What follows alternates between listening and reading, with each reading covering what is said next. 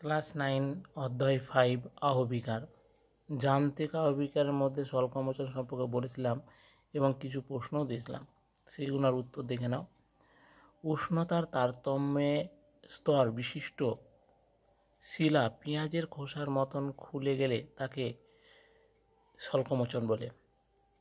2. স্বল্পমোচন ঘটে মূলত জ্ঞানের শিলায়। 3. উপগোলাকার আহবিকার হলো আসলে স্বল্পমোচন। 4. সমসত্ব শিলার প্রস্তরখণ্ড দেখা যায় স্বল্পমোচনে। সমসত্ব সমান কোনো যান্ত্রিক আহবিকার পর্বতের মাথাগুলি গোলাকার হয়, তা স্বল্পমোচন। অনিয়ন আহবিকারের নামে পরিচিত স্বল্পমোচন, পেঁয়াজের মতন।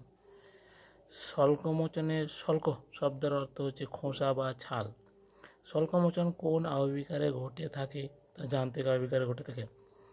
স্বল্পমোচন মোচন শব্দের অর্থ হচ্ছে ত্যাগ। গোলাকার নগ্নিভবন অবশিষ্ট শিলা উন্মুক্ত গম্বুজ কোন যান্ত্রিক আহবিকারকে বলে? স্বল্পমোচন। স্বল্পমোচনের অর্থ শিলার খোসা উঠে আসা। মরু অঞ্চলে উষ্ণতারতম্যের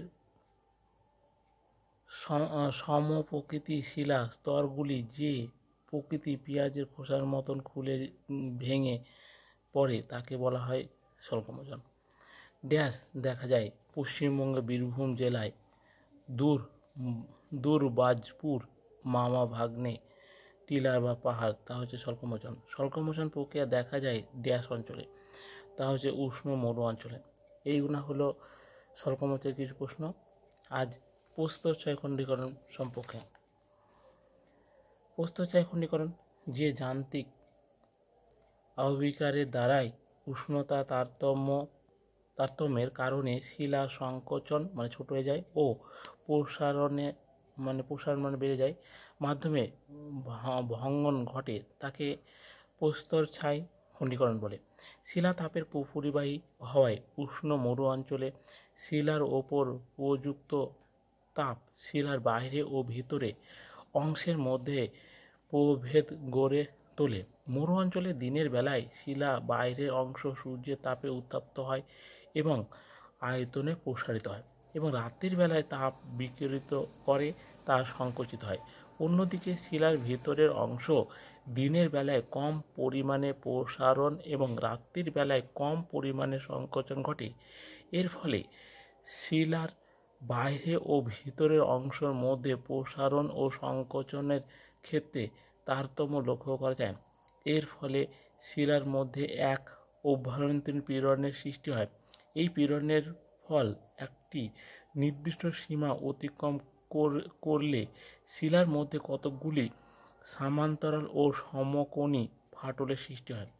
পরবর্তীকালে ফাটলের মধ্যবর্তী শিলা রাশি খণ্ডাকারে বিচ্ছিন্ন হয়ে প্রস্তরছয় খণ্ডীকরণ ঘটায়।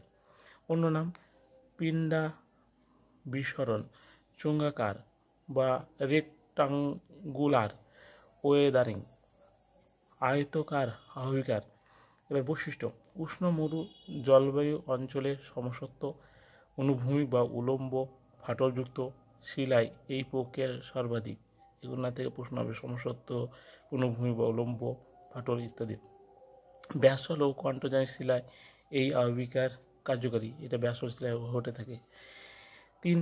এই প্রক্রিয়া তাপের প্রভাবে শিলার দেহে যে ফাটল ঘটে তাকে বলা হয় ইনসুলেশন ফাটল, এটা একটা প্রশ্ন। এই প্রক্রিয়া জ্যামিতিক চোঙাকারে শিলার খণ্ডীকরণ ঘটে, তাই একে চোঙাকার আহবিকার বলে। ব্যাস, এবার এই যে প্রস্তরখণ্ড সম্পর্কে বললাম, এবার এখান থেকে প্রশ্ন দেখে নাও। এই প্রশ্নগণনা করবে, পরে আমি উত্তর দেবো।